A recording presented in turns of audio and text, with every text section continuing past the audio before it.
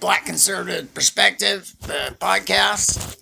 And what you're going to see here is both disturbing and funny. So check this shit out.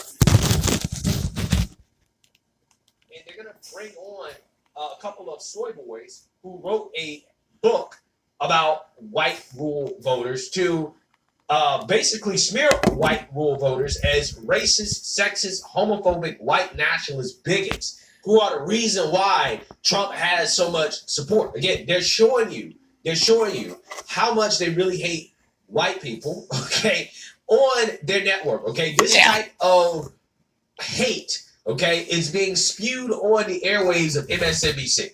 So I want to go ahead and play this clip because it really is kind of disturbing. As we barrel toward a likely rematch of the 2020 election, one candidate continues to have a hold over white rural voters. But it's not Joe Biden, seen here as a boy on the right side of your screen who went to public school, is the son of a used car salesman, and was born to a middle-class family in Scranton, Pennsylvania. Instead, it is Trump here on the left side, a private school educated son of a New York City real estate tycoon who became a millionaire at 8 years old and didn't have to serve because he claimed he had. No, then just claim it. So why is it that Trump appeals liar. so much to with misdirection? couldn't be more different from? Joining us now, Professor of Political Science at the University of Maryland, Baltimore County, Tom Scheller, and journalist and opinion writer Paul Waldman. Their new book, out tomorrow, is entitled White Rural Rage. You get that opinion, not fact. A threat to American democracy. Yeah, with you. We're the threat. Why are white rural voters a threat to democracy at this point? You would think, as we pointed out, looking at Joe Biden's background and Donald Trump's, that the opposite would be true. I mean, we lay out the fourfold interconnected threat that white rural voters pose to the country. First of all, we showed 30 polls and national studies to demonstrate this. We provide the receipts in Chapter 6. They're the most racist, xenophobic, anti-immigrant, anti-gay, geodemographic group in the country. Second, they're the most conspiracist group. QAnon support and subscribers, election denialism, COVID denialism, and scientific skepticism, Obama birtherism. Yeah, Third, they didn't lie about any of that stuff, did they? You know, COVID, the elections, January 6th. Nah, they're all, just completely innocent of all this shit. Yeah, right. anti-democratic sentiments. They don't believe in an independent press, free speech. They're most likely to say the president should be able to act unilaterally without any checks from Congress or the courts or the bureaucracy. They're also the most strongly white nationalists and white Christian nationalists. And fourth, they are most likely to excuse or justify violence as an acceptable peaceful public discourse. Fiery, but mostly peaceful is what they said on CNN. That's been aired on MSNBC airwaves, right? This person, who, again, is a soy boy, right? He frames white rural voters as racist, sexist, bigots, white nationalists, xenophobes, right? Just all the terms you can think of, okay? And essentially smears them because they vote for somebody that they disagree with politically. Again, it's amazing because if Fox News aired a segment where they talked about black liberals and I'm not about the what ifism, but he's gonna go on with it. What if Fox News did it? What if Trump did it? But I don't care about that. They are doing it.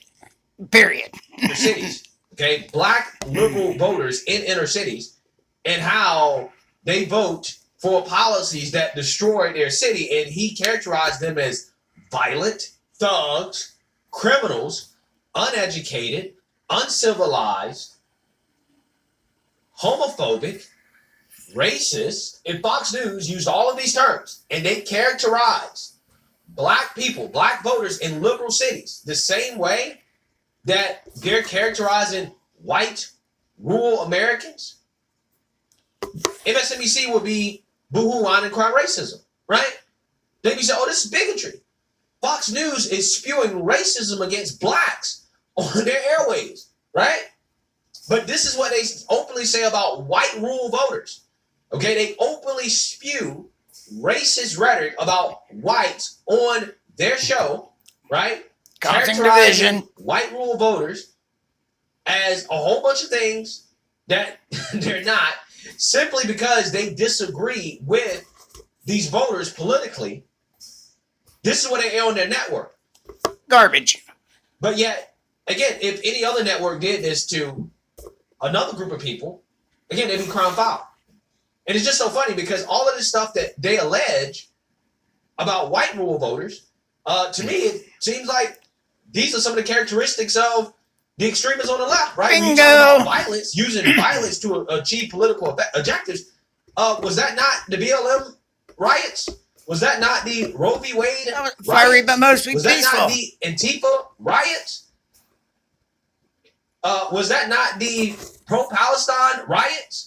Right? The left has used violence to try to achieve political objectives for the last 3 or 4 years straight.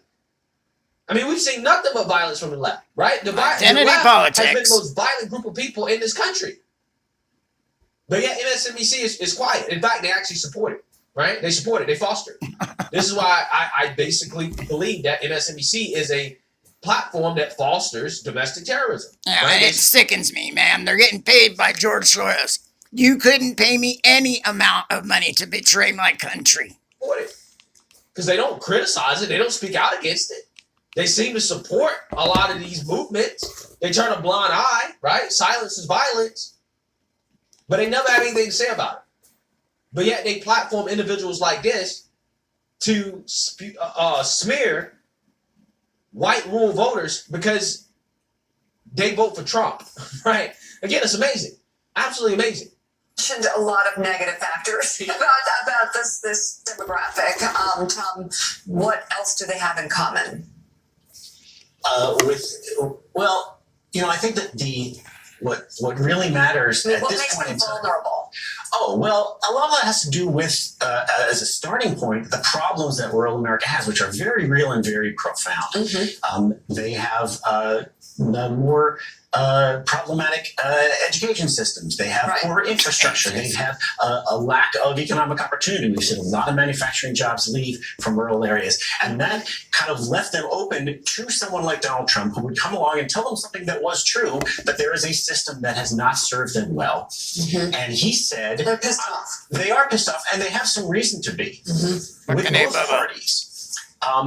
The trouble is that what Donald Trump gave them was not something that was actually going to fix those problems, but was just a kind of a way to channel their rage and anger. And we've been told for so long, especially Democrats have been told, that in order to get rural voters, to get them to listen to you, you have to go there, you have to really empathize with them, you have to show them that you understand their lives, you have to, put on a Carhartt jacket and go down to somebody's farm. I work hard. And maybe milk a cow. Yes. And it turned out that none of that was true. No. When Donald Trump came along, he didn't do any of that stuff.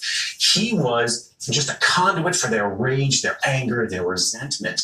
And that turned out to be what they wanted. And it wasn't really about the material conditions of their lives, because he didn't improve their lives, but he got more support in rural areas in 2020 than he had in 2016, despite the fact that none of their problems had gotten any better under him. You know what's amazing about this? You know what's amazing? Trump actually has done an amazing job for domestic farmers, okay? And this is something that the Biden administration is currently benefiting from, and they're trying to run on it. But Trump actually has structured trade deals that help American farmers. Like, for example, he negotiated a trade deal with Mexico to unseat China as the largest trade partner with the United States. Now we're on track to do nearly $1 trillion in trade with Mexico, providing U.S. farmers and ranchers with long-lasting, consistent trade deals that they depend on for income. Trump also has delivered when it comes to nearly $200 billion worth of agricultural exports that, again, the Biden administration is currently trying to run on. But Trying to take credit of Trump for. administration policy, Trump has invested over $100 billion, $109 billion to be exact, Investment in investments Americans. for farmers, for ranchers. And as a result of this, after the Trump administration investments, net farm income for farmers has gone up. Okay, it has gone up tremendously since Trump made these investments. For example, the net farm income totaled $165 billion between 2021 and 2023. Again, this all happened after the Trump administration had invested heavily in rural America. But yet, if you listen to these individuals, Trump hasn't done anything for rural America, right? Now, again, clearly and obviously because of the trade deals like NAFTA. Not that, another the Democrats thing American. and the Republicans negotiated, right? That was should these Clinton. jobs overseas in the first place. Yeah, you're not going to be able to bring all those things back. But Trump is the only president that has acknowledged his problem and has actively tried to do something about it. Now, again, he can't work miracles and bring all the jobs back immediately, but most certainly with his policies, he is trying to actually make things right. Okay, and this is why he has massive support among rural Americans. Okay, it's because Trump actually listens and he's attempting to at least try to help. Well, that and Joe Biden keeps saying that, all white people are white supremacists. All white people are racist. Why would you want to vote for someone like that? Again, according to the mainstream liberal media, oh no. These rural Americans, they only vote for Trump because they're bigots, right? They're bigots. Okay, this is what they say. It doesn't have anything to do with, his policies or the fact that just overall the economy was better under Trump than Biden. I'm pretty sure Fact. that, costs for everybody, including farmers, rural Americans, have gone up under Biden. No, it can't be that.